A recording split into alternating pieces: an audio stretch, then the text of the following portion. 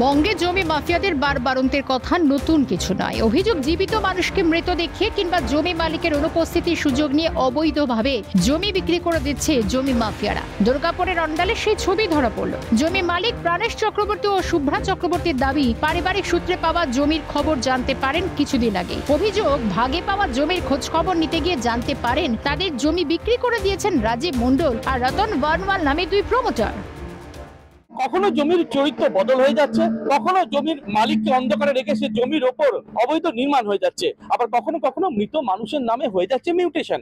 এমনই অভিযোগগুলোকে সামনে রেখে আজকে যারা মূলত অভিযোগকারী এবং অন্ডালের যে গ্রামের মানুষ, তারা কিন্তু বিক্ষোভে সামিল হয়েছে।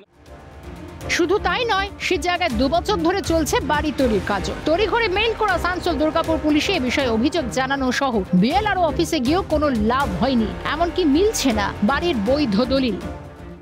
একদম দৌড় থেকে উদম হয়ে গেছি, মানে পুলিশ প্রশাসন মানে পুরো একদম হয়ে গেছি। আমরা কাগজ চাইছি, সেখান থেকেও বাই করে দিচ্ছে না, মানে সমস্ত জায়গায় ওরা প্রশাসনটাকে ধরে রেখে দিচ্ছে টাকা দিয়ে। রতন বর্ণওয়াল আর রাজীব মণ্ডল বলে দুজন আছে মাফিয়া। ওরা জীবিত মানুষকে মৃত দেখাচ্ছে, মৃত মানুষকে জীবিত করে দিচ্ছে, যার জমি নয় তার জমি বলে বিক্রি করে দিচ্ছে, মানে একদম মানে অরাজকতা সৃষ্টি করছে একদম। ঘটনাটা হচ্ছে এইটা হচ্ছে এনার যে ঠাকুমা আছে তার জমি। আমাদের বাড়িতে সমস্ত এলার আমরা জমি জমা নিয়ে অতটা মানে জানকারও নয়, তো আমরা দেখাশোনা করতাম না। এই কিছুদিন আগে আমরা জানতে পারি এই জায়গাটা আমাদের, তো আমরা তখন বললাম যে ঠিক আছে, ঠিক আমরা সব খোঁজ খবর লাগালাম, তখন দেখছি হ্যাঁ জায়গাটা তো আমাদের। আমরা তারপর 144 করলাম, আমরা উকিলের সঙ্গেও দেখা করলাম। উকিল বলে ঠিক আছে প্রথম 144 করো, আর ডিডটা দরকার আমাদের। তো ডিড আমাদের বেরোচ্ছিল, হয়তো এরাই কিছু করে রেখেছে, প্রচুর তো এদের হাতে প্রশাসন আছে ঠাকুমার নামে। তারপরে পরে কি দেখছি, পরে দেখছি যে জমিটা দেখছি, যখন আমি কম্পিউটার পর্চা বানাতে যাচ্ছি তখন দেখছি ঠাকুমার নামে জমিটা অংশটা 0-0 হয়ে গেছে। তখন আমি বিএলআর কাছে যাই, বিএলআর স্যার আমার এই পুরনো এলাকাটা দেখিয়েছি, বলছে যে না এটা তো বিক্রি হয়ে গেছে।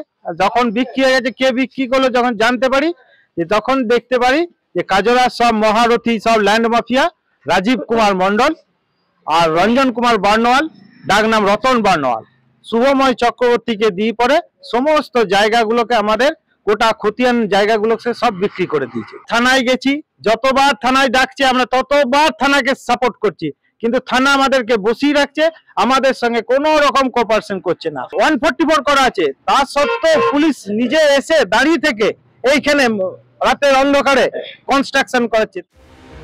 এই ঘটনার প্রতিবাদে সিন্ডিকেট অফিসের সামনে ধর্ণা অবস্থান এলাকাবাসীদের। একদম চরম সীমার মধ্যে আছি আমরা। এবার মানে দেয়ালে পিঠ থেকে গেছে আমাদের। এরপরও যদি প্রতিবাদ না করি তাহলে আর কিছু হবে না। সাধারণ মানুষকে সর্বশান্ত করে দিচ্ছে।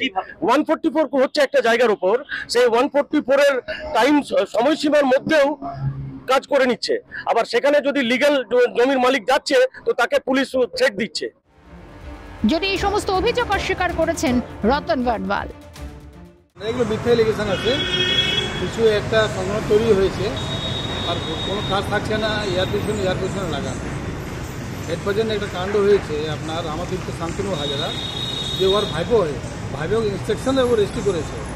ও হাজারদার ঘরে হতো, ধরেন 4 ভাই আছে, এক ভাই এলো, ভাই আমারটা রেজিস্ট্রি টাকাটা দিয়েছে প্রশাসনে দিয়ে যাবে, সেই সূত্র রেজিস্ট্রি করেছিল 2.11 বেশি। ঠিক আছে, সাক্ষী শুভময় চক্রবর্তী, ওকে বিনা মতলব হ্যারেস করানো হয়েছে। কিছু লোকাল আছে ওখানকার গ্রামের,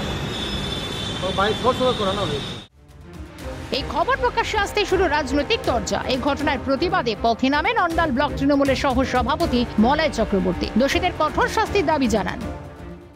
আমাদের গ্রামের মানুষ এতটাই ভদ্র যে ওরা ভাবছিল ভদ্রভাবে সব ঠিকঠাক হয়ে যাবে, কিন্তু এরা হচ্ছে লাতখোর। এরা কিন্তু লাতের ভাষায় বোঝে। তাই গ্রামের মানুষ অল্প দেরি হলো কি পথে নেমেছে। এতে রাজনীতির কোনো ব্যাপার নেই, সব গ্রামের মানুষ এক জায়গাতে। যদি প্রশাসনের কোনো অংশ এর মধ্যে জড়িত থাকে, প্রশাসনের উপরতলা আছে, সেই উপরতলাতে নিশ্চয়ই অভিযোগ জানাবে তারা, তার ব্যবস্থা উপরতলা থেকেও নিচ্ছে। আশা করি কোনো যে যার নিজস্ব জায়গা, হয়তো সে 10 দিন ভোগান্তির মধ্যে পড়ছে, বাস্তবে শেষ রেজাল্ট কিন্তু তার পক্ষে আসে। প্রাতিষ্ঠানিক দুর্নীতি হয়েছে। প্রশাসনের মধ্যস্থতাতেই চলছে দেদার দুর্নীতি, কটাক্ষ বাম বিজেপির। 11 সালে বামপন্থী সরকার চলে যাওয়ার পর থেকে এটা হচ্ছে যে একটা যেমন শিক্ষা দুর্নীতি চলছে, চাকরির দুর্নীতি চলছে, আমাদের রাজ্যে গভর্নমেন্ট স্পন্সর্ড এটা হচ্ছে যে দুর্নীতি। সম্ভব নয় কোনোদিনই যদি সরকার এর সাথে যুক্ত না থাকে, রুলিং পার্টির নেতারা যুক্ত না থাকে, তাহলে কোনো মতেই হচ্ছে যে জমি দুর্নীতি হতে পারে না। আমরা বারবার বলে আসছি যে এই এলাকা জুড়ে, এই শিল্পাঞ্চল জুড়ে যে আপনি আপনার জমি অন্য কেউ নামে মিউটেশন হয়ে যাচ্ছে, মরা ব্যক্তির নামে মিউটেশন হয়ে যাচ্ছে। এই যে জমির দালালদের একটা চক্র, এই বিএলওকে সাথে নিয়ে জমির দালাল চক্র, তার সাথে প্রশাসনেরও একটা মহল যুক্ত আছে। আমি মনে করি প্রশাসনকে বলবো এর সঠিক বিচার করার প্রয়োজন আছে। যদি না হয় আমরা কিন্তু ঝাঁটা নিয়ে এবার রাস্তায় নামবো। এটা আমরা কিন্তু আর বরদাস্ত করব না। আমরা এবারে ঝাঁটা জুতো নিয়ে রাস্তায় নেমে যারা এর সাথে যুক্ত আছে তাদের বিরুদ্ধে আমরা কিন্তু সবর হব। এই মামলার জল এখন কোন খাতে গড়ায় সেটাই দেখার। রাজেশ সেনগুপ্তের রিপোর্ট, ক্যালকাটা নিউজ।